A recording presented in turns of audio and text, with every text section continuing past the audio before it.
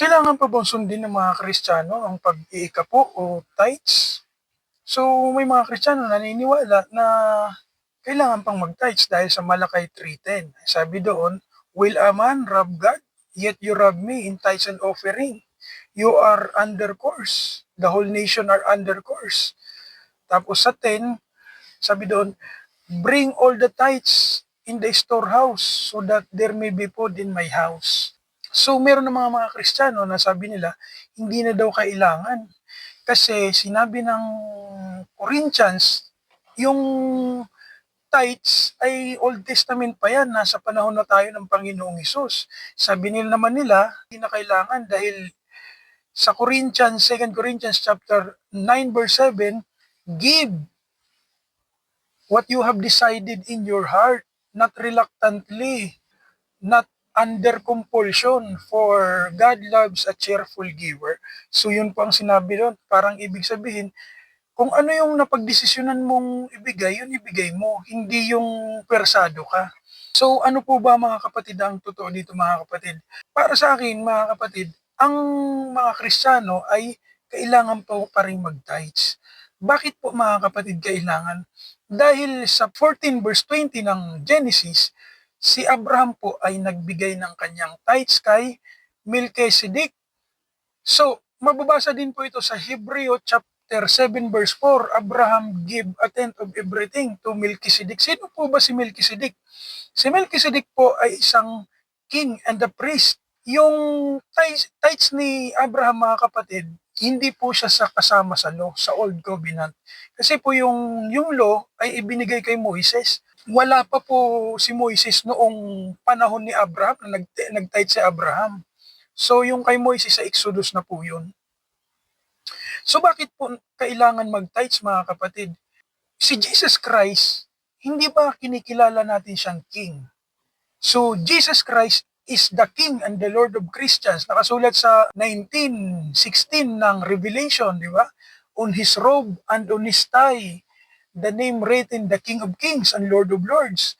And nakasulat din sa First Timothy, pero marami pang verse niyan. Dalawa lang kunin ko.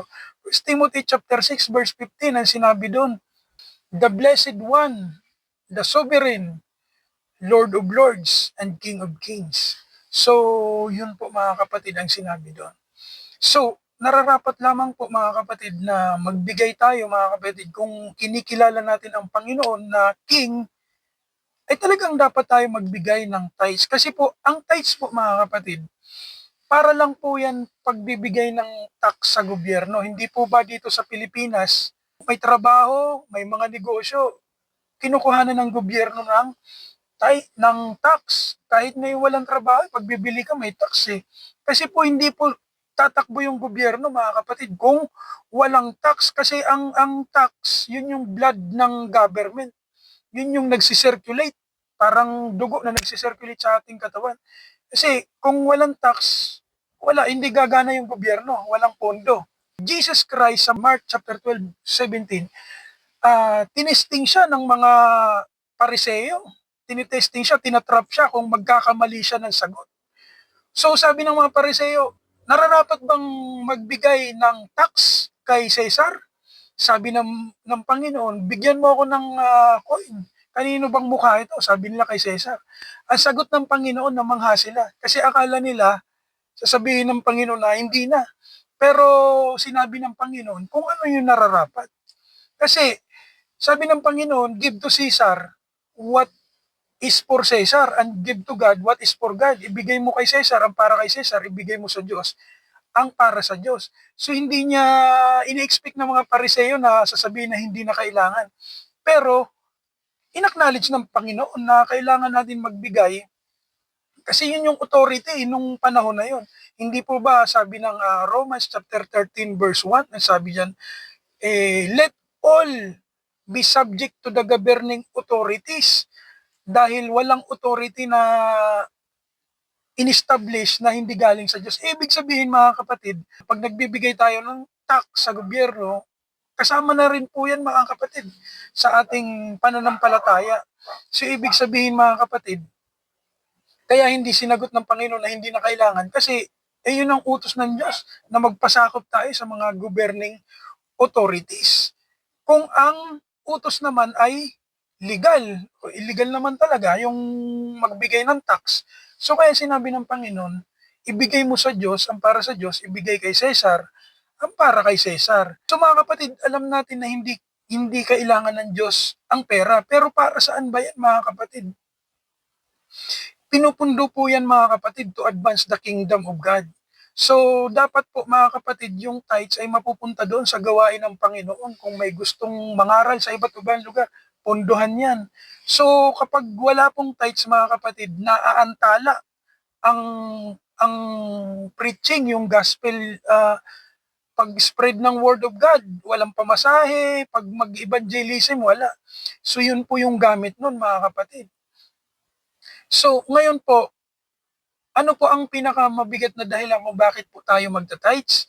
Sinabi po yan sa New Testament mga kapatid. Akala natin sa Old Testament lang yun. Sinabi po yan sa New Testament mga kapatid. Napakalinaw ng Mateo chapter 23. Ang sabi ng Panginoon, "Woe to you, scribes and Pharisees, hypocrites!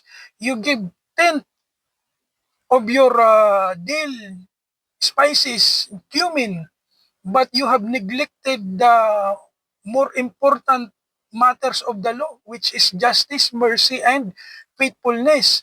Sabi niya, you should have practiced the latter without neglecting the former. Mga kapatid, ano po ba yung sinabi niyang latter at saka yung former? Yung latter po dyan, yung justice, mercy, and faithfulness. Yung former na sinasabi niya, yung pag-iika po. So, ibig sabihin mga kapatid, si Jesus Christ na mismo yung nag-utos, nagsabi, lumabas sa bunganga niya, na you have to do not neglect the former, yung pagtatites. So mga kapatid, hindi lang po yan sinasabi doon mga kapatid sa mga pariseyo mga kapatid. Kasi ang kausap niya talaga dyan, yung mga pariseyo. Pero tinuturuan niya yung mga pariseyo kung ano yung dapat gawin. So, it means mga kapatid, yung sinasabi niya, applicable po yun sa lahat ng tao, pati sa mga Kristiyano. So yun po ang sinabi niya na dapat ay i-practice yung mabibigat na matters of the law without neglecting the former. So yun po mga kapatid, ito namang 2 Corinthians chapter 9 verse 7 mga kapatid na give what you have decided into your heart. Yan po mga kapatid ay offering. Hindi po yan tumutukoy mga kapatid sa tithes. Yung tithes po mga kapatid, tithes belongs to God.